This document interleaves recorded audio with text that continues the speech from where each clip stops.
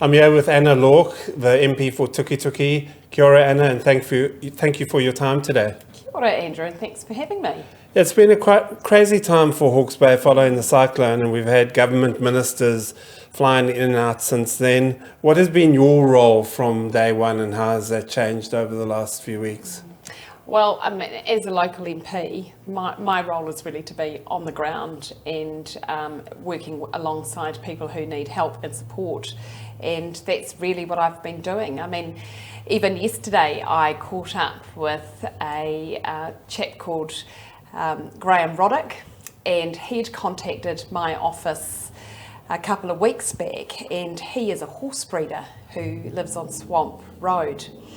And he was trying to get a grant for his the livestock recovery, the livestock grant, where we gave some initial response funding to help farmers and growers through the cleanup. And horses weren't identified at that time as being livestock. So with Graham, we worked together, and we've now managed to get horses recognised as livestock on that grant application. Yeah. And so I went out and saw Graham yesterday, and we talked about that, and he talked about the story that he'd had of recovering with his horses and how they'd had to swim for survival out there. And so every week I'm meeting with people with a wide range of concerns or needing support and help in different ways. And so that's the job I've been doing as a local MP. So where have you been and what have you seen? When I came back in for the first time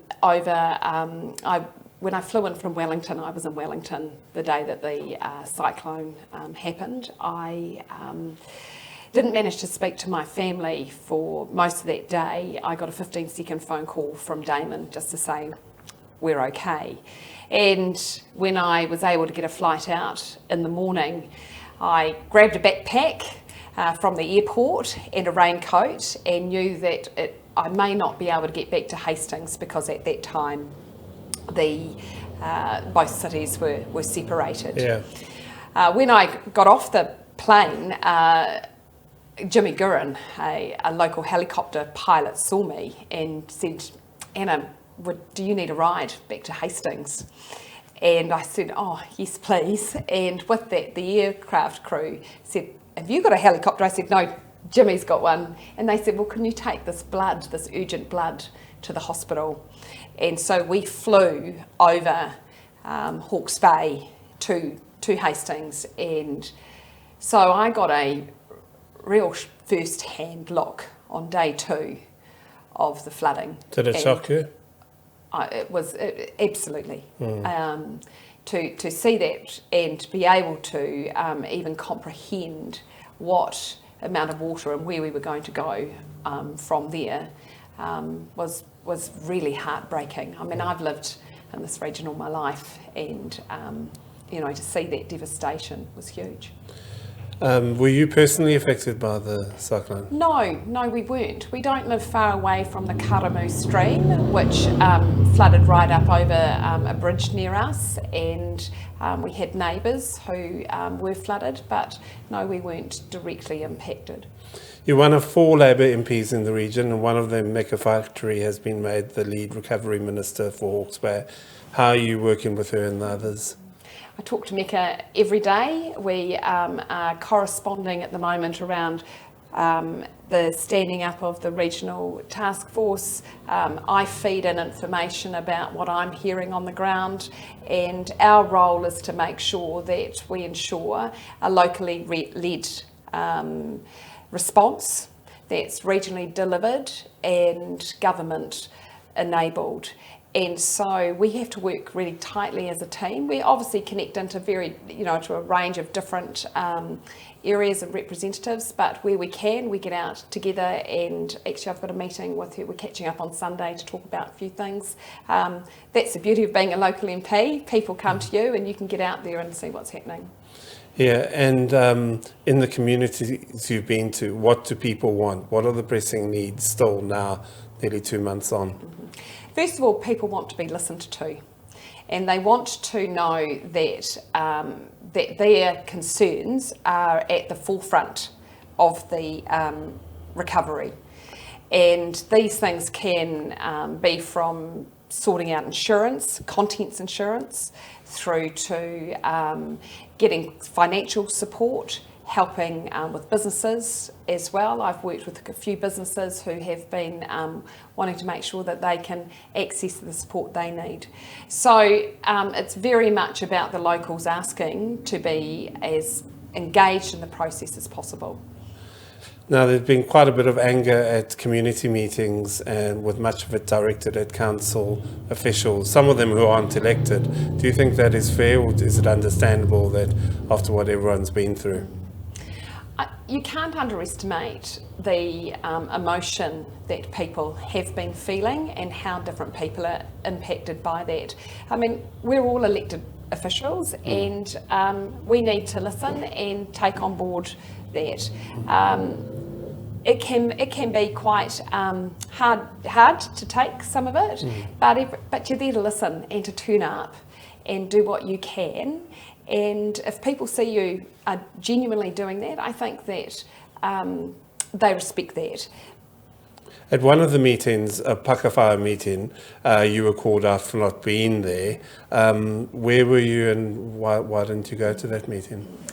Well, I was in Parliament, and one of the roles that I have as a local MP is to ensure that I work with my colleagues to make sure we put forward the legislation that's necessary to enable the recovery to happen. So we've had 2 bills go through the House now for the emergency response, and this particular bill is about giving the powers of order in council, so that decisions that would normally not happen need to happen quickly and speed up that process. An example of that would be getting the wood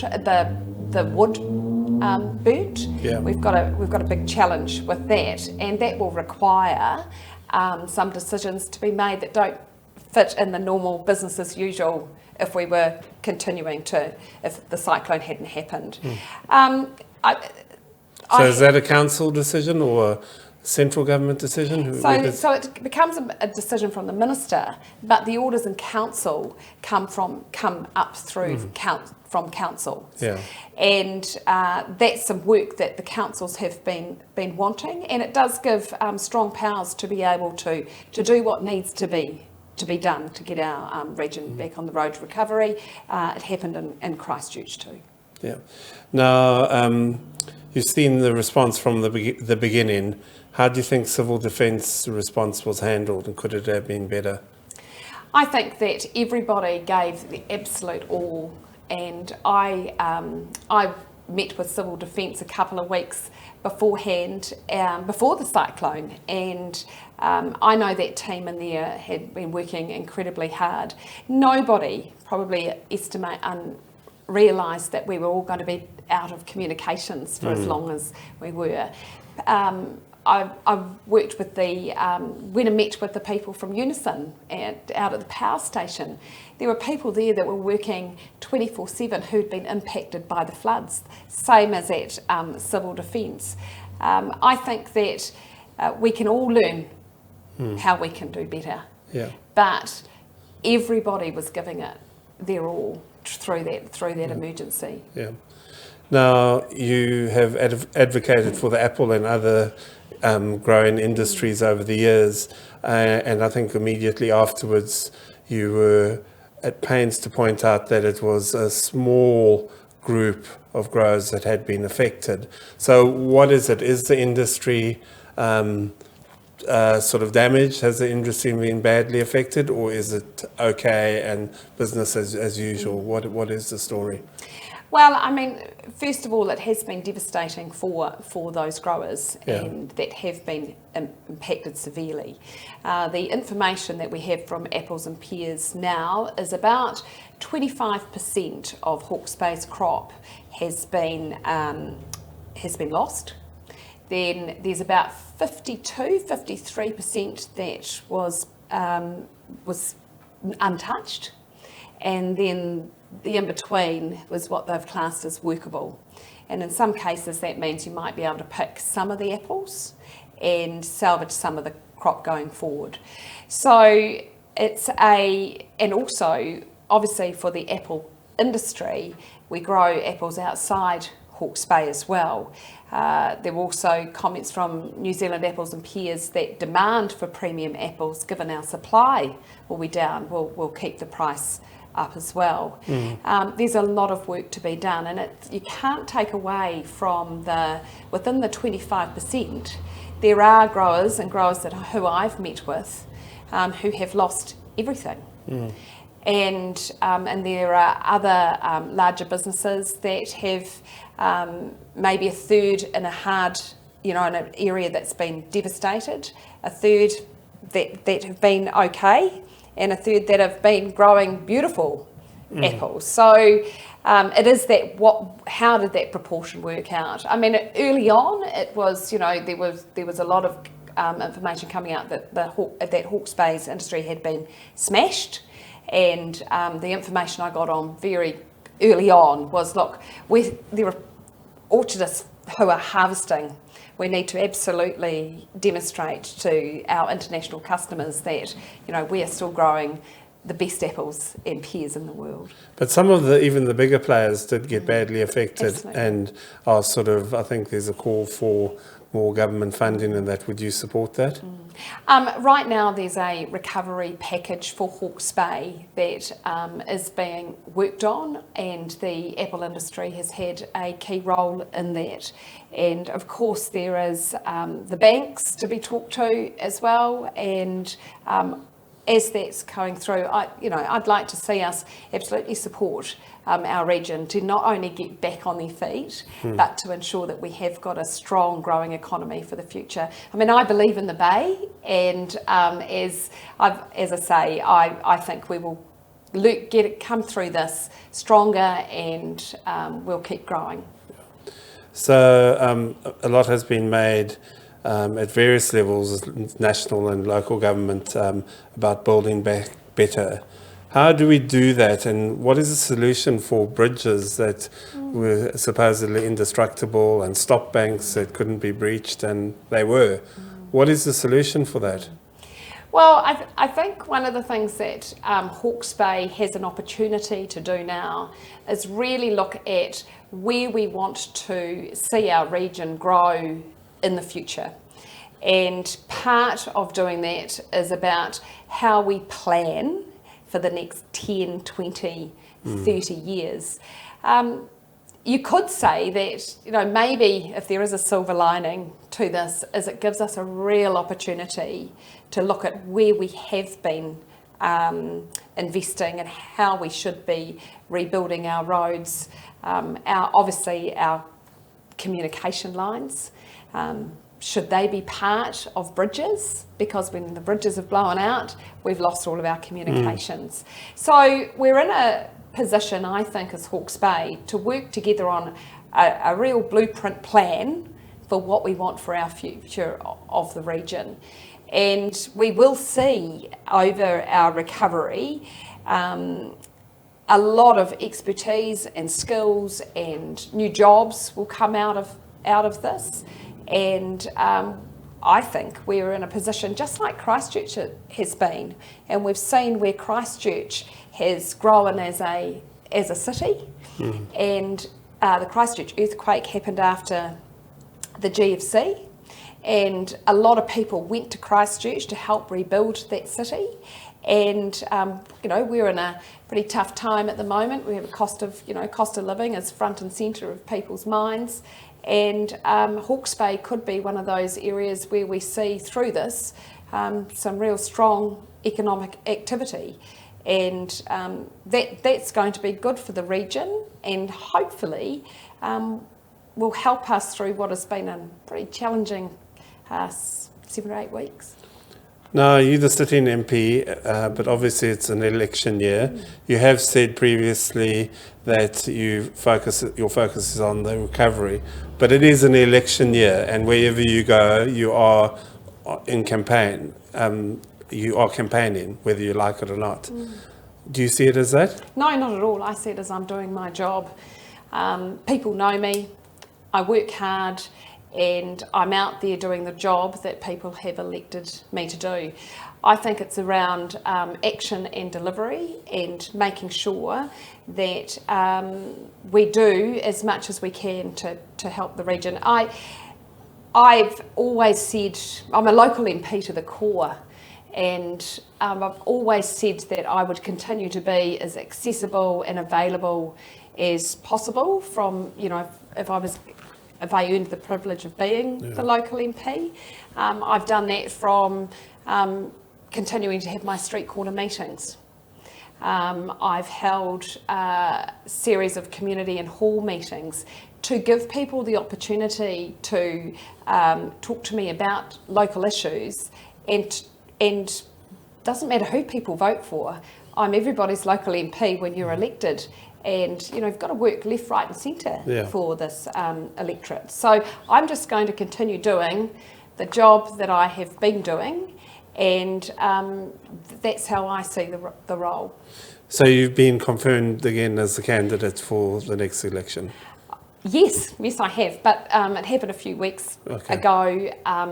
It was during a time that I felt it's an important process to be confirmed. It's part of the election cycle, but my focus, as I said, has been firmly on the cyclone recovery. Do you see this as a vindication against, because you had some allegations against you last year, you being nominated as the candidate? Do you see that as vindication? I think that my role here in working hard as a local MP on the ground, who people know well and continue to represent them, I think that that's what people want to see in me, and that's what I continue to do. I've got a fantastic local Labour team who have always been well and truly behind me the whole way. So you got the full support of the party as Absolutely. well, yeah. Okay, and what do you think your chances are, I think I know the answer, against your opponent and former colleague, Catherine Wedd?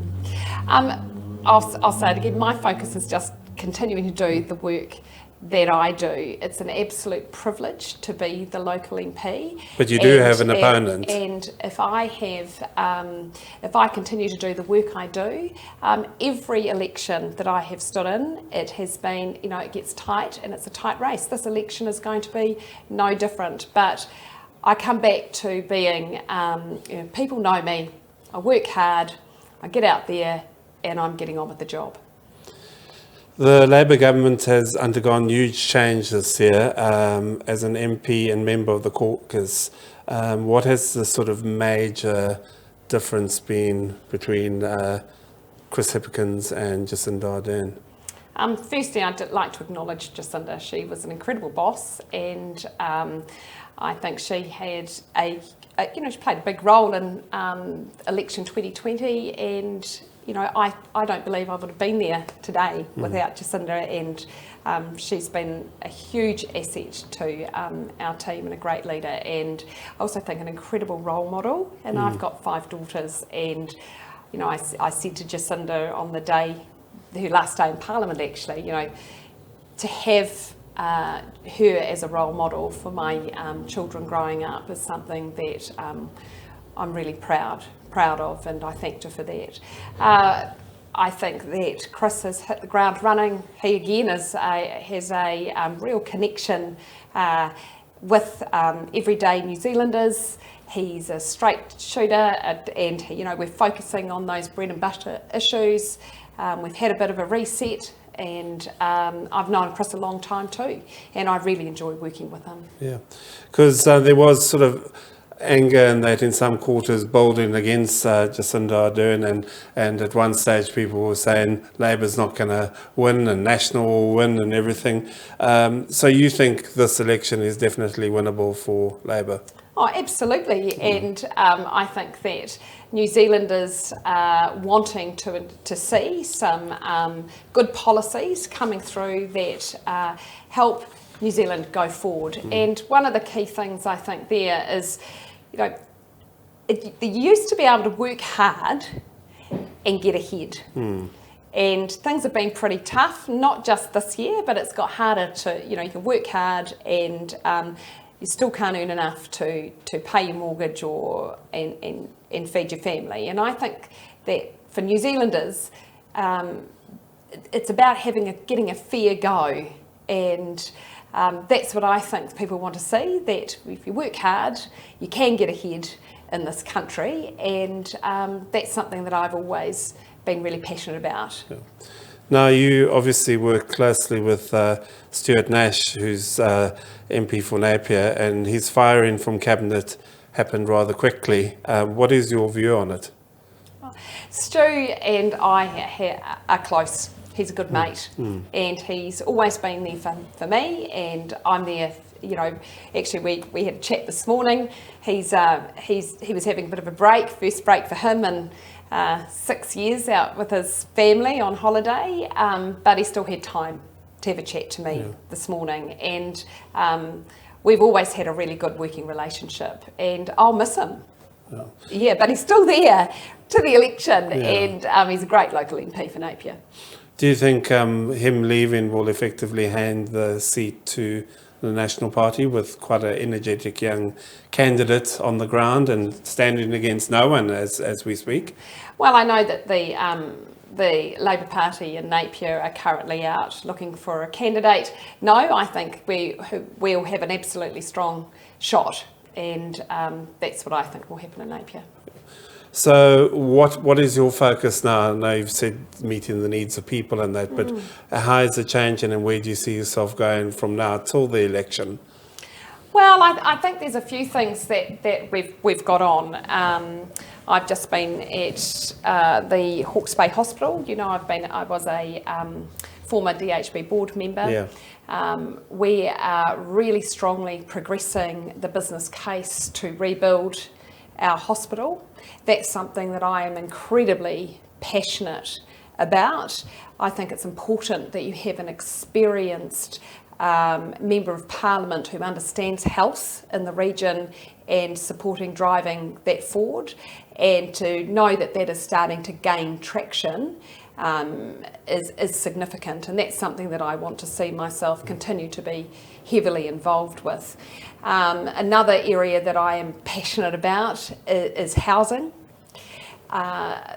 Yesterday, demolition started on what I would call some of the worst state housing in Hastings.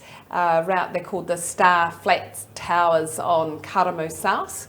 And that's something that when I came in as an MP, I'd made a commitment to myself to see those come down, and they are coming down. And we have an opportunity there to do something quite special for Hastings. I want to see housing rebuilt that's a third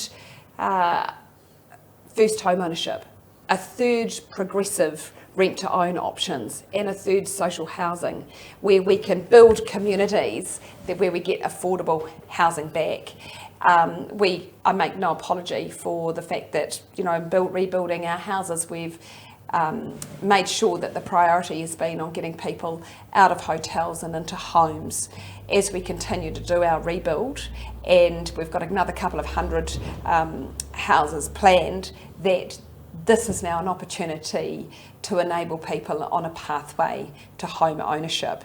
And without rebuilding those houses, more houses than I've seen in my lifetime being constructed in Hastings and in the Tukituki electorate. I mean, that's good. And besides that, there's the win-win over apprentices and rebuilding a talented workforce. They are the things that I think really put Hastings forward as an example of where we have been investing in housing, investing in jobs, and growing our local economy. And through this recovery, there's going to be opportunities again to enable those who may lose a job in one area or will be able to transition to a new job. We're going to see changes in employment, but I think if the focus is on growing good jobs and enabling our young people to be in that workforce, then we have a really good future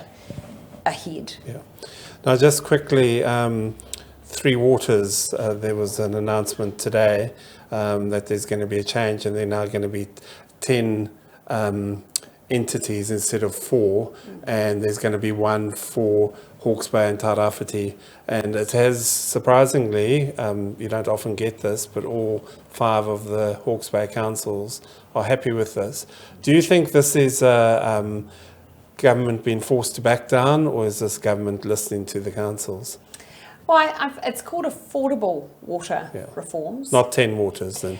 Affordable water reforms. And look, I think it's 2 things. Yes, we've listened to councils, but also I think it's important to acknowledge Hawke's Bay and the work that they have done as a region in the model that they put forward originally.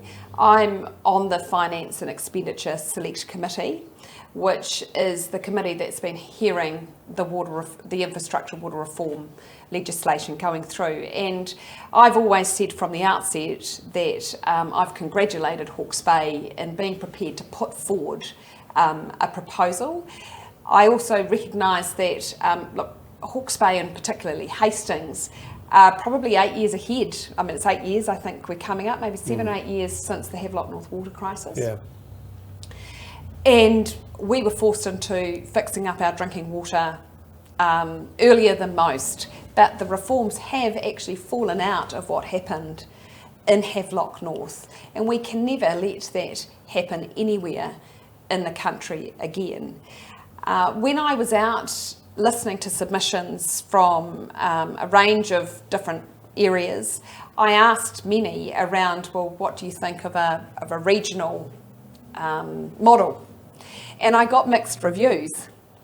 And it showed me then that really perhaps the model that Hawke's Bay had been proposing, but towards the end of the submission process, I started to hear a bit more feedback, oh yeah, no, that could work.